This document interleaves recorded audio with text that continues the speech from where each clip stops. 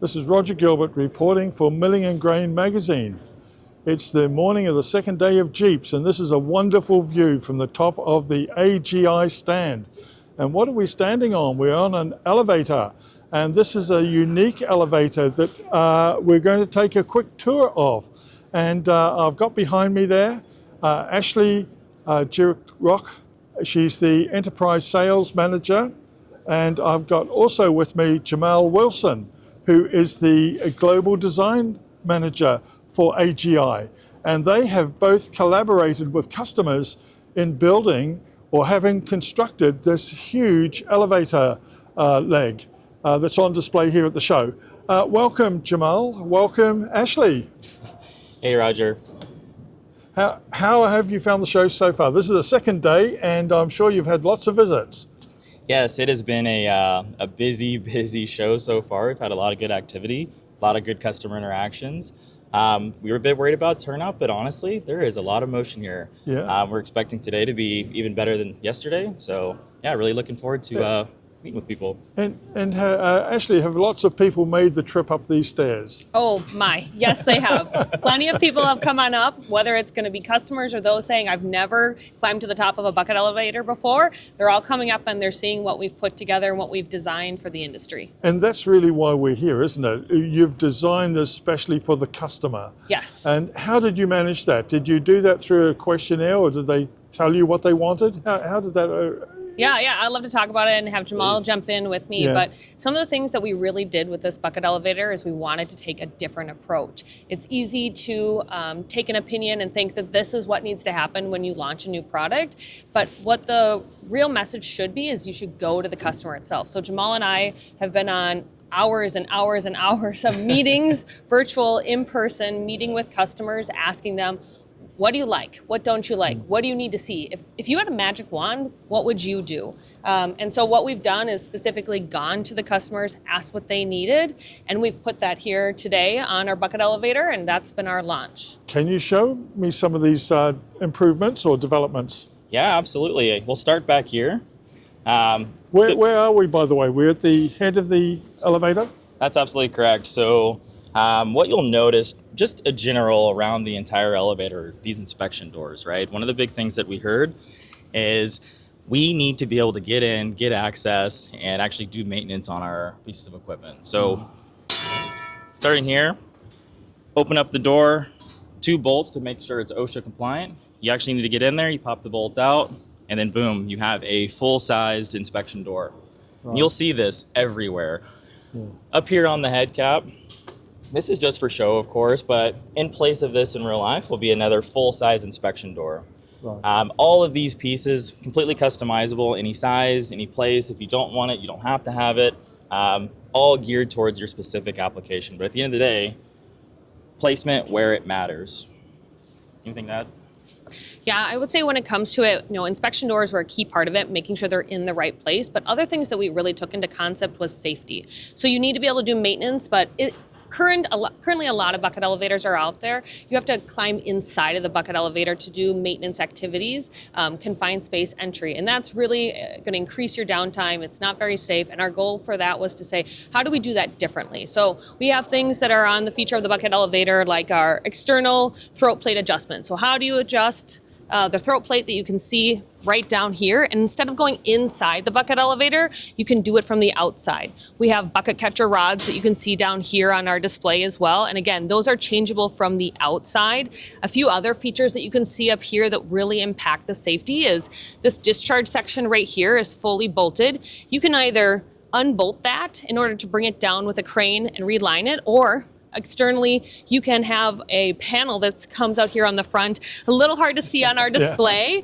but that can be removed. So now if you have the ability in the front of your bucket elevator to just remove that panel, you can reline from the outside. Our goal with this was safety. How do you do maintenance from outside the bucket elevator to be up and running faster? Right, okay, let's move on. Yeah, so if you would, we'll take you down to the next level, talk about the inspection section. Yeah.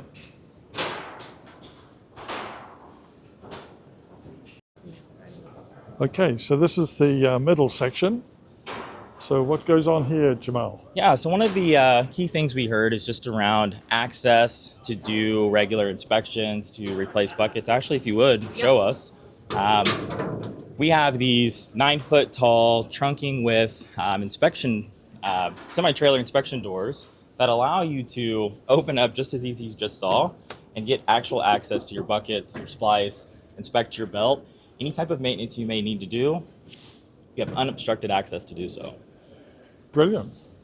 Yeah, I think this was really important for us to be able to do it and have the full 9-foot high, full width access. But one other component, actually, if we go on the back side of this, is what we really wanted to do was, okay, we want you to have full access to the belt, but how do we get access on both sides of the belt? So if you follow me right here, you can see that the other option for our trunking inspection doors is this 3-panel design. So 1, 2, 3. We have the middle one off right now. And you can do any 1, 2, or 3 panels to take them off. But what we wanted you to be able to do is see, how do you see access to both sides of the belt? How do you make sure you can get in there and change out buckets, install a belt, make it really easy and simple? And these are options for whether or not you have the space, if you have any constrained spacing, that you have 2 different options that would be there to ensure you have access to your belt. So again, making it easy to do maintenance. That is the name of the game. So if you would, we can take you down to the boot section and go from there. Thank you. Perfect. So we'll come around to this side first, and then we'll come back here.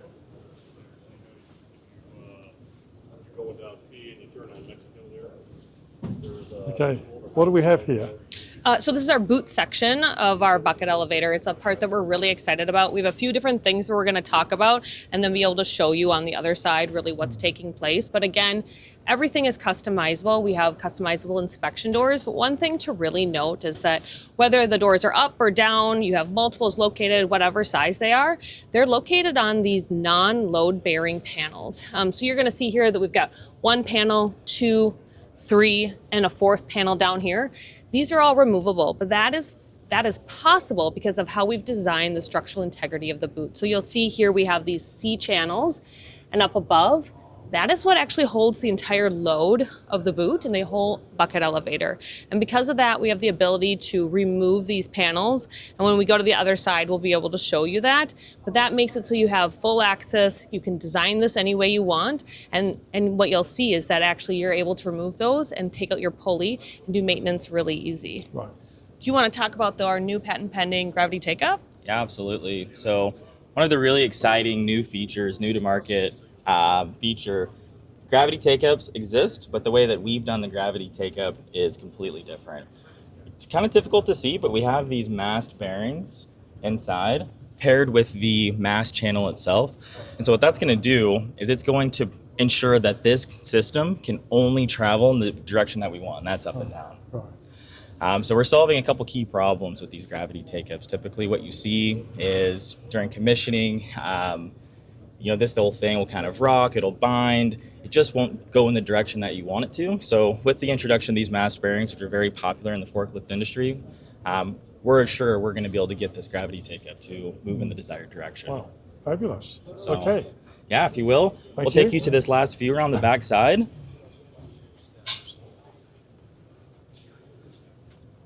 So as Ashley mentioned,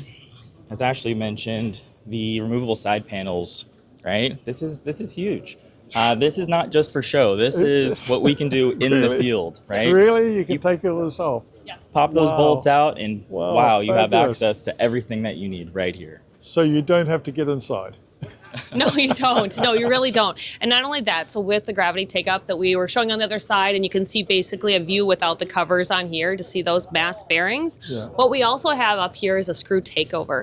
And so when you're thinking of taking this pulley out, what you can do is engage the screw takeover, fully pull the whole thing up, and then you'd be able to then pull out the pulley. So again, anything that we can do to make maintenance easy, safe, simple, and do something different that the industry hasn't seen before, that was our goal. Wow, that's fantastic.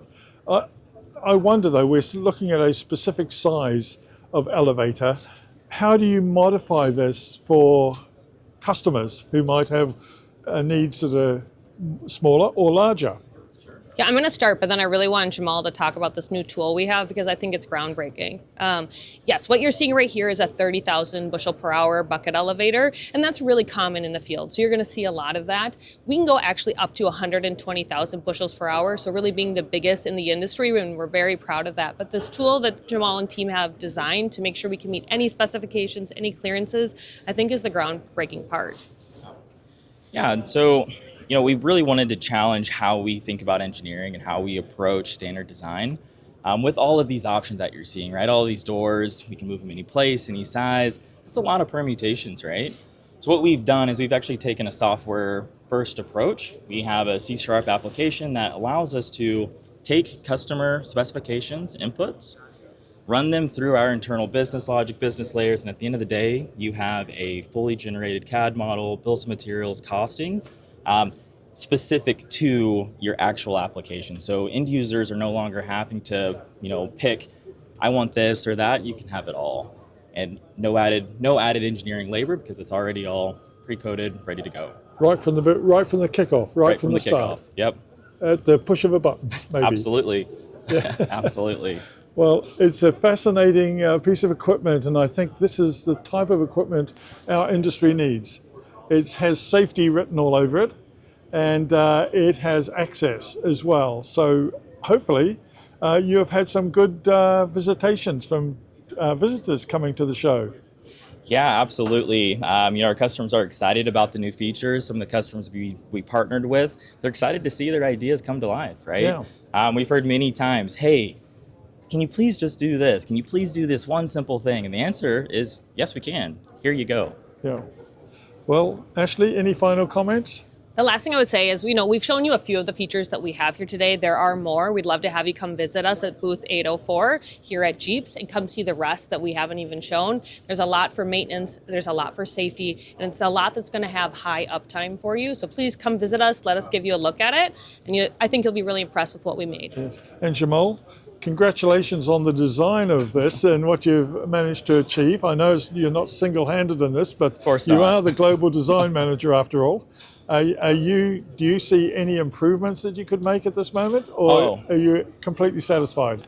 There is always room for improvement. We're really excited about kind of this first iteration here. There's already more to come. Some of our customers have said, hey, well, what about this? What about this? Yeah. I personally invite anybody that has any ideas, let us know. Let's come chat about the bucket elevator. Let's come chat about our high roller. Let's come chat about our Tramco. Anything can be better. Let's figure it out. Yeah. Well, Jimal, Ashley, thank you very much for your time, and all the best over the remaining day and a half. Hey, thank you. Appreciate it. Thank you. Appreciate it. Thank you.